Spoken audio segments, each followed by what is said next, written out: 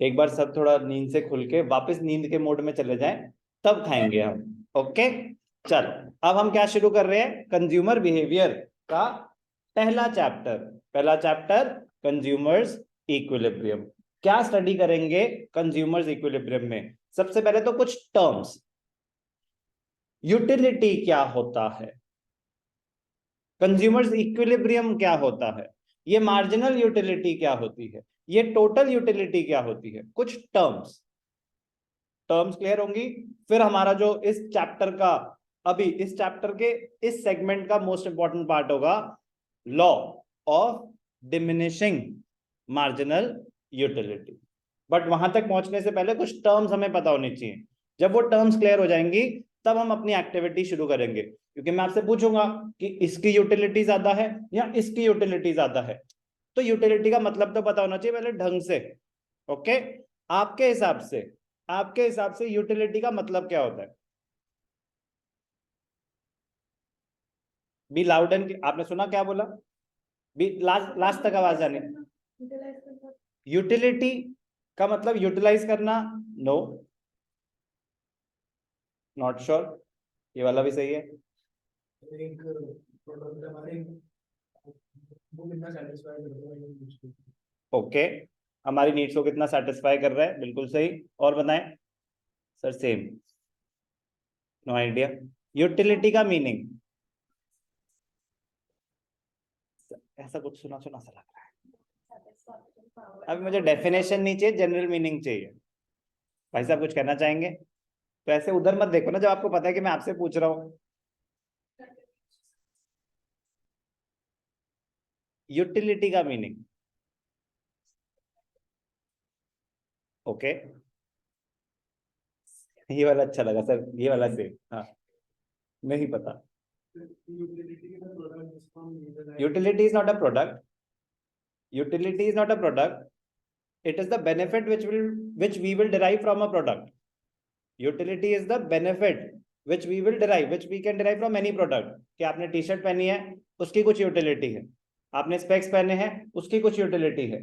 मैंने laptop use कर रहा हूं, उसकी कुछ यूटिलिटी है। तो utility is the benefit which we derive from a product. Utility is not the product of course. No idea. अब इतने सारे आइडिया के बाद भी नो आइडिया।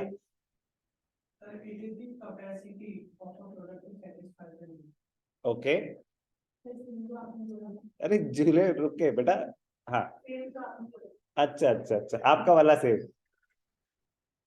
यूटिलिटी का जो डिक्शनरी मीनिंग है वो है usefulness, usefulness of a commodity. और जो इकोनॉमिक्स का मीनिंग होगा वो होगा want satisfying power of a commodity. General meaning है यूटिलिटी का यूजफुलनेस, ये चीज यूजफुल है।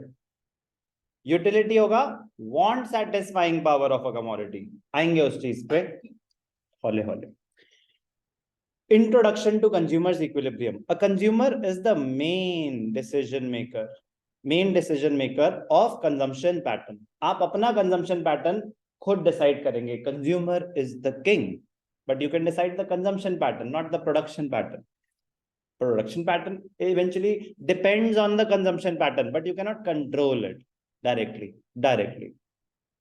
A consumer is one who buys goods and services for satisfaction of wants. So why are you consuming? For satisfaction of various wants. He or she takes decision with regard to the kind of goods to be purchased in order to satisfy their wants. The main objective is to get maximum satisfaction. The main objective is to get maximum satisfaction from spending his income on various goods and services. A consumer is generally understood as an individual, but in reality, consumer consists of individuals or group of individuals or institutions. Correct? Generally, the consumer मतलब एक individual माना जाता है, but consumer is the person consuming, is the entity consuming. It may be a group of individuals consuming. It may be institutions consuming. School, as मैं एक service render कर रहा हूँ, बट इस सर्विस को रेंडर करने में मैं भी तो कुछ चीजें कंज्यूम कर रहा हूँगा। स्कूल सर्विस रेंडर कर रहा है, बट वो सर्विस रेंडर करते करते वो भी तो कितनी सारी सर्विसेज कंज्यूम कर रहा होगा, वो भी तो किसी से सर्विसेज बाय कर रहा है। यस और no?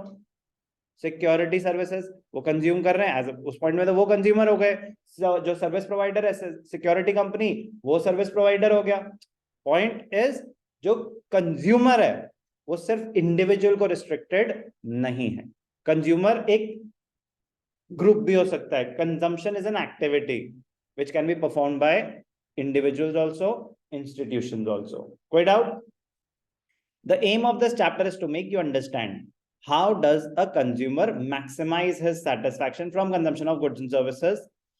As the resources are limited in relation to the unlimited wants, a consumer has to follow some principles or laws in order to attain the highest satisfaction level. अगर resources unlimited होते, अगर resources unlimited होते तो कोई tension ही नहीं थी, तो कोई टेंशन ही नहीं थी। But the sad part is resources are limited. The two main approaches to study consumers' behavior and consumers' equilibrium are: number one, cardinal utility approach, number two, ordinal utility approach. दो approaches हैं to study consumers' behavior. एक है cardinal utility approach. Cardinal का मतलब होता है measurable. Measurable in मतलब something which is quantifiable, उसको मेजर किया जा सकता है कि आपको इस रजिस्टर से कितनी सेटिस्फैक्शन मिली, कह रहा है 10 यूटिल्स की सेटिस्फैक्शन। आपको इस स्केल से कितनी सेटिस्फैक्शन मिली, कह रहा है 8 यूटिल्स की satisfaction. If something is measurable it means cardinal. तो एक है कार्डिनल अप्रोच जो ये अज्यूम करेगा कि यूटिलिटी कैन बी मेजर्ड, और एक है ऑर्डिनल अप्रोच। ऑर्डिनल अप्रोच ज्यादा लॉजिकल अप्रोच। व्हाई ज्यादा लॉजिकल? क्योंकि वो ये कहता है कि यूटिलिटी मेजरेबल नहीं है, यूटिलिटी मेजरेबल नहीं है, but your preferences can be ranked. तो अगर मैं आपसे पूछूं कि आपके लिए रजिस्टर ज्यादा काम का है या स्केल, तो बता सकते हैं? तो आपने एकदम से प्रेफरेंस रैंक कर दी कि मेरी फर्स्ट, अगर मेरे पास लिमिटेड रिसोर्सेज है तो पहले मैं रजिस्टर लूंगी, फिर देखेंगे स्केल चाहिए कि नहीं चाहिए, रिसोर्सेज बचे कि नहीं बचे। लेकिन अब मैं आपसे पूछूं कि अच्छा बताओ आपको रजिस्टर लेके कितनी सेटिस्फैक्शन मिली, बता सकते हो?